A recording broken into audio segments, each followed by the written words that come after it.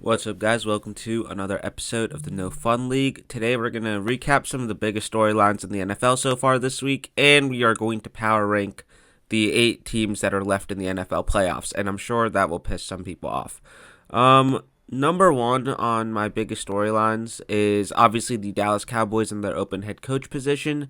I think that, it's either going to be really enticing to someone or it's not going to be enticing at all. And I think it's very telling that Troy Aikman, one of the greatest players in Cowboys history, said that I don't think it's a coveted job because of Jerry Jones and the working relationship that the new coach will have to have with him. And if you look at the coaches that have lasted in Dallas the last decade and a half, Jason Garrett and Mike McCarthy aren't they're not going to get into your face. They're not going to push Jerry Jones's buttons. They're not going to want to do things their way. They're going to be okay with how Jerry Jones wants to run the team, and they'll do their job. And in Mike McCarthy's case, he did his job very well. This firing is more so because Jerry Jones is a massive cheapskate and did not want to add another year onto his deal. And if you look at the pattern of the Dallas Cowboys in the last calendar year, where you do not invest in free agency, you don't bring anybody but Zeke back, and yeah, you paid Dak Prescott, but a lot of that contract is in escrow, it's fine. The thing that they did with Cooper Rush in week 18, where they deliberately played him 5 snaps less than what he needed to get a $250,000 bonus when you have the most valuable sports franchise in the world and your owner is a billionaire from oil money, and you want to cheap out on that because you want to see Trey Lance play 5 more snaps. That's just pathetic behavior, and it continues into the head coaching search, because if they really wanted to fire Mike McCarthy or they didn't want to re-sign him, they could have made that decision a week before, let him interview with the Bears, and they could have moved on officially, and they could have interviewed guys like Ben Johnson and Aaron Glenn in the window between the bye weeks.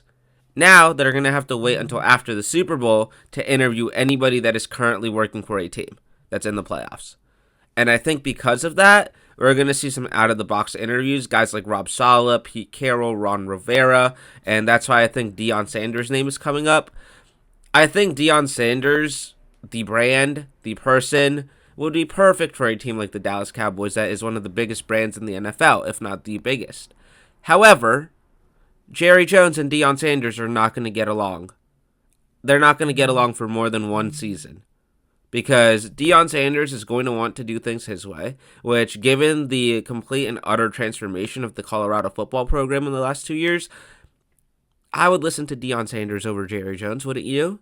But Jerry Jones, it's his team. He said, when I bought the team, I bought myself a job.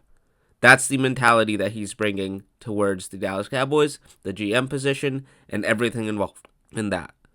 So I just don't think that it's a good fit. I also think that, yes, Shedeur Sanders, Shiloh Sanders, Travis Hunter are leaving Colorado.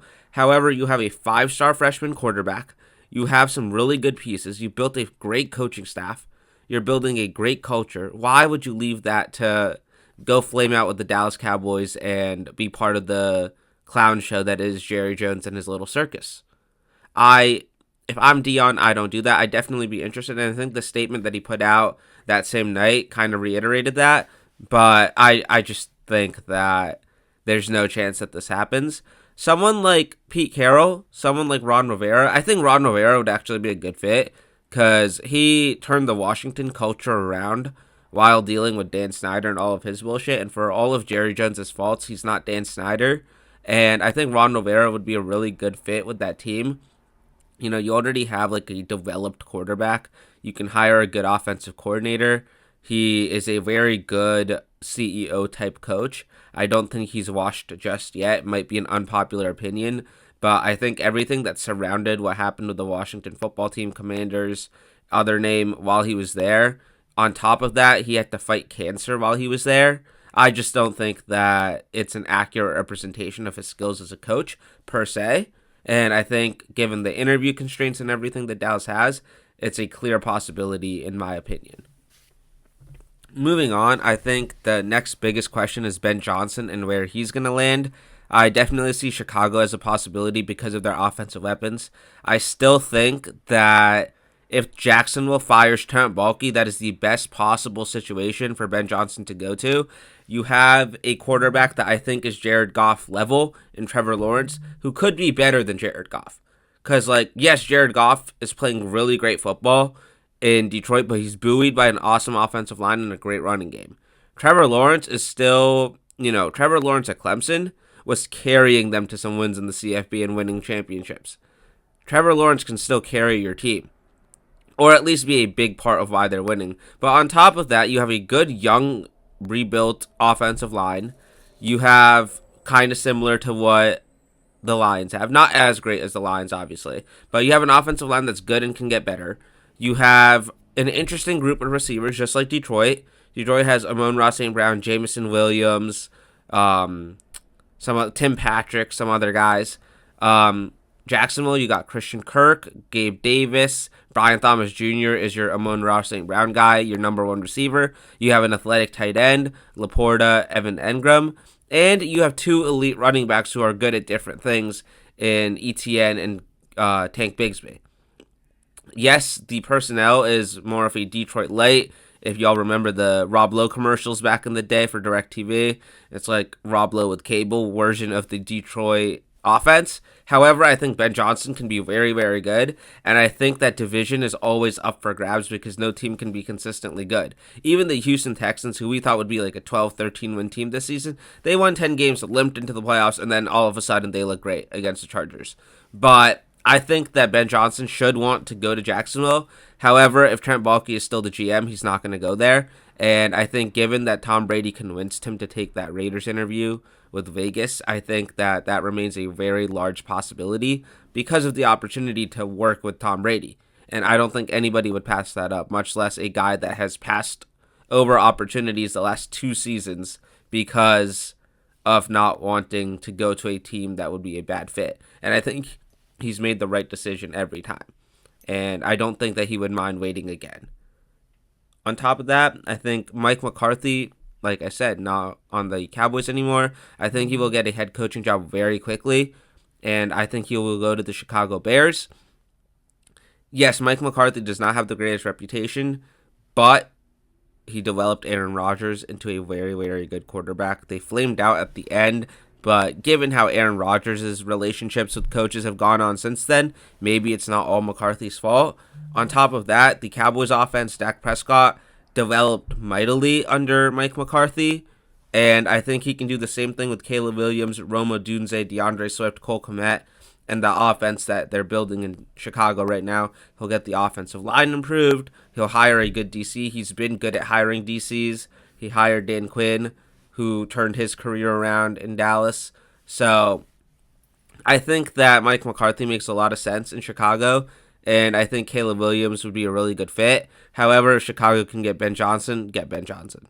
That remains, I think, Ben Johnson for every single team that's left to hire a head coach. Once again, minus the Jets because Ben Johnson didn't take their interview because, Ben Johnson doesn't want to go work for Woody Johnson because who would? But I think that Mike McCarthy is probably the second best option for the Chicago Bears. And one more thing that I want to talk about before we power rank the NFL teams that are left. Wink Martindale is interviewing with the Colts and the Falcons, and the Bengals are also interested in him. And yes, he's the highest paid defensive coordinator in college football right now, deservedly so, given what we saw the Michigan team do against Ohio State, and then we saw how Ohio State played against everybody else. I think that is phenomenal work from Wink Martindale. I also think that, given the fact that Michigan has welcomed in a very good recruiting class, this is supposed to be a down year for them, and they still won the big game.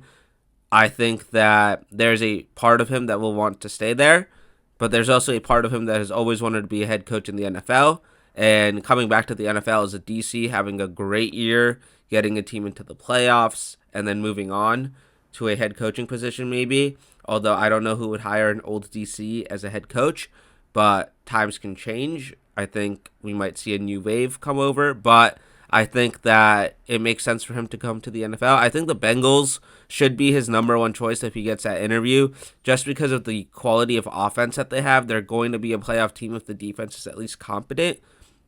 You have guys like Trey Hendrickson to work with, and I think he would be a really good fit for that defense. But if I'm him, I take any NFL job I can get because it will inherently be better as a stepping stone if you still want to be a head coach. There's also obviously a chance that at somewhere near 70 years old, you're like, it's cool being in college and it's less laid back. It's a good time. Or it's more laid back and it's a good time. I don't have to talk to the media like every week, and it's not the New York media or the Baltimore media, which has been his last two stops. But we'll see what happens with Wink Martindale. I definitely think it's something worth talking about. Moving on to these power rankings. And as a caveat, the teams that earn the number one seed are going to be 1 and 2 because they earned the number one seed. They are the best teams consistently throughout the regular season in terms of actually winning games. So they will earn the top 2 spots, and everybody will be ranked from there. And obviously, there is no slight against any team, whether you're ranked 8, 5, 2, whatever, because y'all are in the playoffs. Y'all have won a game in the playoffs or earned the bye. This is just for a fun content creation purpose, and maybe to piss some people off on purpose and rage bait. But at number 8, the Houston Texans, they played a great game, but, we talked about them and why I think the Chargers were the favorite and why a lot of people figured that the Chargers would win is how inconsistent the Texans were. And even within the game, they were so inconsistent. They started off that game horribly. If the Chargers are able to finish their first 2 drives, it's over for that Houston team because the offense couldn't do anything. The defense was on lock from the beginning. They knew how to play the Chargers' offensive scheme, but that's in part because Greg Roman sucks as an offensive coordinator in the playoffs, and the Chargers should move on from him, and also because the Chargers have no one to throw the ball to besides Ladd McConkey. I told y'all the numbers for Quentin Johnson yesterday. 5 targets, 0 catches. Fucking pathetic. But I think the Texans still played a great game, but they were very inconsistent within that, and they got to work on it. Like, if you let up an 89-yard touchdown to the Chiefs, you're losing that game. And so to beat the Chiefs, they have to be able to consistently play a full game on offense and defense. Completely different roster, head coach, GM, but a former Houston Texans team was up 24-0 on Kansas City. And we all remember how that ended. So I think they need to lock in and be more consistent. At number 7, the Rams, I think, yes, they played phenomenal. Yes, they're playing for a bigger purpose. All of that is very true. But you have a very young defense and you have an immobile quarterback. Those 2 things usually do not pan out well in the playoffs. You're also playing the Philadelphia Eagles in Philadelphia, which is a very hard thing to do. Can they keep it going? I hope so. I really want the Eagles to lose, quite honestly. But we'll see what happens. They are number 7. At 6, the Commanders. Jaden Daniels is elite. Jaden Daniels is the best rookie quarterback I've ever seen in my entire life. Jaden Daniels will most likely be a top 5 quarterback in the NFL by the end of next season. However, the offensive line and the defensive line still have to prove that they can hold against a team like Detroit to me. Because I think Aaron Glenn, we just saw what he did to Sam Darnold. Aaron Glenn is going to scheme up stuff for Jaden Daniels to confuse him. And while it might not confuse Jaden Daniels, he has shown that he has handled everything that's been thrown at him thus far. The offensive line is the bigger concern. Can Dyami Brown provide a second consistent option opposite Terry McLaurin again against a better Lions secondary than what the Bucs have? And then on the flip side, the Lions have the best offensive line in the NFL. Can you get pressure on Jared Goff and get a Jared Goofball game? And can you stop the run game? Because David Montgomery's back. And stopping Gibbs and Montgomery at the same time is something that only the Bucs were able to do early in the season. Yeah, the Lions lost some other games, but there were other reasons that went into that. At 5, the Philadelphia Eagles. The defense looked great. The run game looked great. The offensive line was great. Jalen Hurts, once again, 2 for 8 under pressure. And he's going to be under pressure a lot more than what the measly Packers pass rush was able to do. Because the Rams have a better line than the Packers do. The Lions have a better defense than the Packers did. And any team you play from the AFC, the Ravens, the Bills, the Texans, or the Chiefs, will be better defensively than what the Green Bay Packers just showed you. And your offense didn't look great. Your offense looked pretty pathetic. So Jalen Hurts, it's on him, in my opinion, and that's why they're 5. At 4, the Ravens, ridiculously good on defense, ridiculously good on offense. They're going to get Zay Flowers back. However, they're ranked at 3, or they're ranked at 4, not at 3, where Buffalo is, obviously, because they let the Steelers hang around. They were up 21-0. The game ended 28-14. They let the Steelers come back in it, almost made it a game. Like, Derrick Henry sealed it for you. The Steelers defense could never stop it. But the Ravens defense kind of let up halfway through that game, and they can't do that against Buffalo. At 3, the Bills started off slow. They were down 7-3 after the end of the first quarter, and then they proceeded to outscore the Broncos 28-0. I think that they had the most complete game out of anybody that played Wild Card Weekend. I think they are the best team that played Wild Card Weekend. It's also a shame that we're getting a Bills-Ravens matchup in the divisional round. Like, legitimately, these are probably, like, the 2 best teams in the AFC. No offense to the Chiefs. They will be ranked higher because they earned that number 1 seed. They had the better record. But, the Chiefs skirted by a lot. Moving on to the Chiefs at number 2. They haven't played in 3 weeks. The starters have not played in 3 weeks. Kelsey, Mahomes, Chris Jones, the offensive line. How rusty are they going to be? Because if you're rusty, this Houston Texans defense will beat the shit out of you.